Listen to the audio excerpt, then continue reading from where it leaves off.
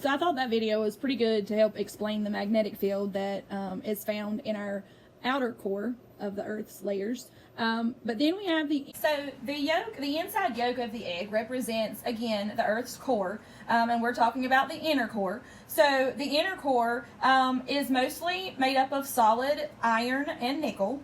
The inner core is much warmer than the outer core, but the iron and nickel remain solid because the inner core is under an incredible amount of pressure from everything that is on top. And that is said to be the same as 47,700 elephants balanced on your head. That's a lot. The inner core is also 6,370,000 meters deep. I know that we're not super familiar with the metric system and we don't use meters, but think of a meter stick being about the same as a yardstick. So that's a lot. That's an incredibly long way to fall if you were to fall through the earth. So just to review, the inner core is the fourth layer inside of the earth. It is a solid metallic ball made of mainly iron, but as I mentioned before, iron and nickel, which are the same two metals that the outer core are made of. The outer core, again, is just a liquid layer.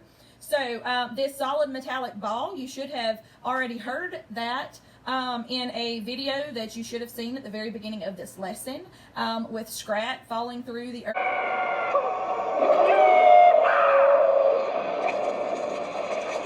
So you can see Scrat's getting super hot and he's burning. You can see as he's falling through the mantle and the outer core and now to the inner core. And there is the solid.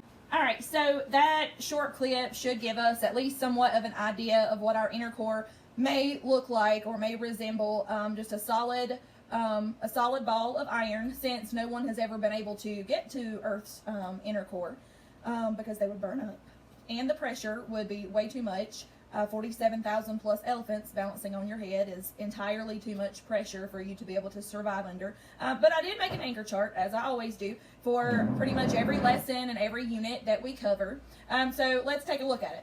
All right, so here is the Earth. Of course, on the outside of the Earth's crust is our atmosphere, Earth's atmosphere, which is what we walk around in. It's the air that we breathe. It's where our airplanes fly. It's where our moon and our sun orbit. It's where our International Space Station orbits as well. But that is our atmosphere. The layers of Earth's atmosphere is a completely different lesson, which is not actually covered in 6th grade science. So all you need to know is that on the outside of Earth's crust is Earth's atmosphere. So then we have Earth's crust, and that is, again, where we live. We live on that outer edge of the crust on the surface. That is also where our oceans and our continents surface. We have the mantle, which is inside. It is that second layer. It is very hot. It is made of that soft, squishy, gooey magma, again, which is just lava. It's under the ground. It is also still a solid layer. So even though it's made up of magma, it's still considered a solid layer. It's just like some of the solids that we looked at when we did mystery bag experiment, where several of you got to come up and stick your hand in a mystery bag and try to guess whether it was a solid, liquid, or gas, and describe whatever it was. And so several of you stuck your hands in ketchup or shaving cream, or even toothpaste. And we talked about how those things, there's lots of misconceptions among people. Some people argue that those items are solids, and others argue that they are liquids, but we know that they actually follow the characteristics of a solid. They're just considered a soft solid. So that is what our mantle would be considered. It's not like a rock solid, but it is a soft solid. So much like ketchup or toothpaste or shaving cream, that magma is still a solid. It's just a soft solid. So then we have the outer core, and it is made of melted or molten. That's another word that's often used. Melted or molten metal. Again, that is iron and nickel. And it heats up and turns into liquid. So our outer core is actually our only liquid layer. Again, you have to know that. And then we have the inner core. And we think this is hotter than the surface of the sun, but we don't know for sure. The inner core is a solid ball of metal. Again, a solid ball of iron. There is also nickel in the inner core as well, though. So over here, you can kind of see where I've broken it up. Again, we do have on planet Earth, we have 71% water and 29% land.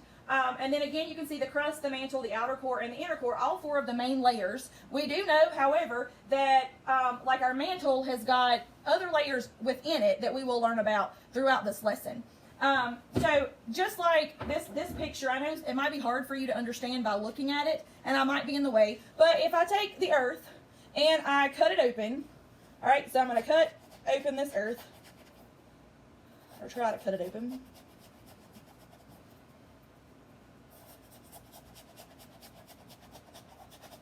I think I've got it all. Cutting it open for you.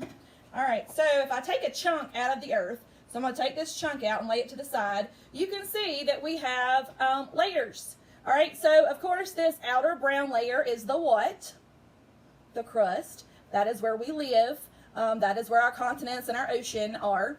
But then we have this red layer, which is the mantle, and I made it red because it should represent that hot magma, but again, it's a solid layer. So that mantle is the second layer. The third layer is orange, which is kind of harder to see, but that is the outer core. And the outer core, remember, is the liquid, super hot liquid metal, iron and nickel. And then inside is the yellow, and that is your inner core, that solid ball of metal. That's solid. Again, it's a solid. Right, so to review once again, we have our egg example where we have all, really this shows 3 layers instead of 4, but again, we're talking about that core being an outer core and an inner core. So we have the crust, which, you know, here's the crust.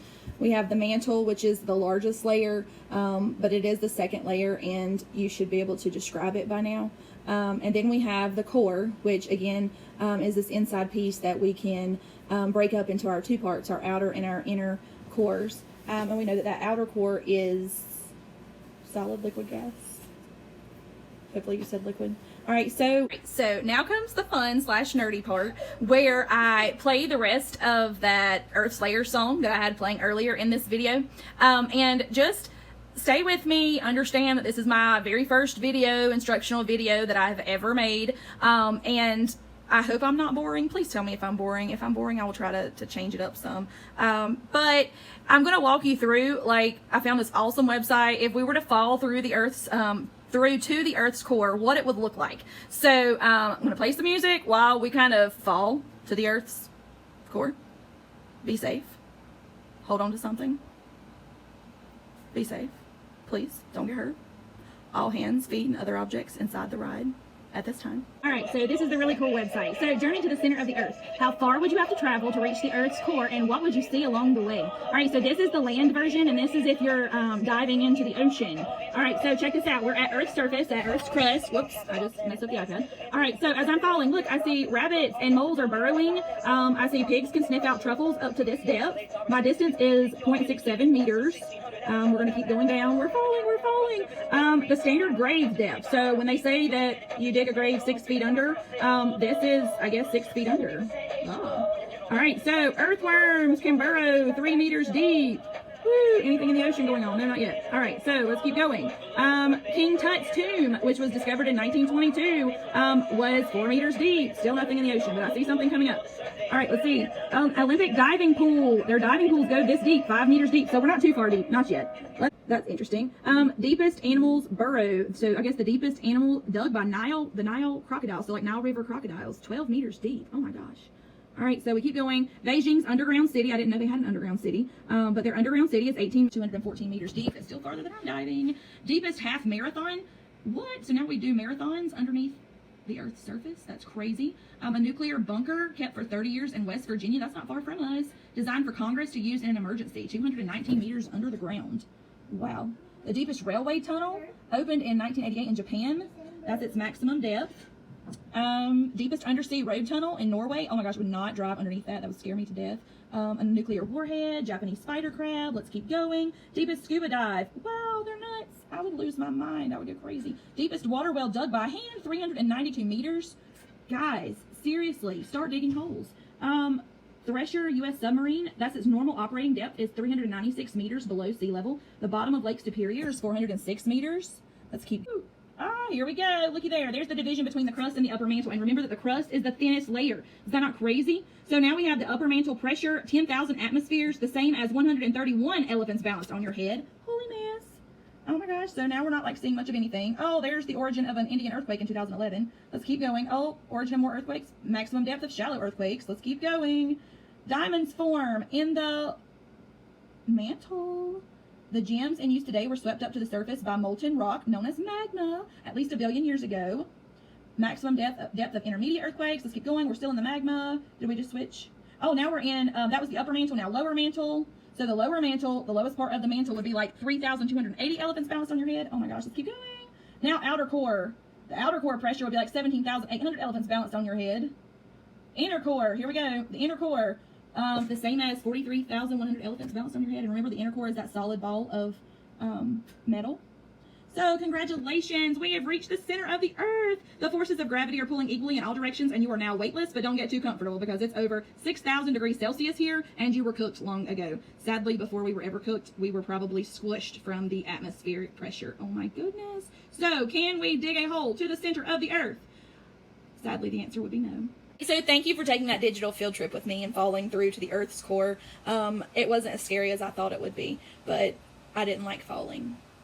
So, again, let me know if I'm boring and if I'm terrible. I'm sorry. So, I hope that you've learned a lot about Earth's layers, and I guess this is the end of this lesson. So, continue on with the lesson plan in the s'more.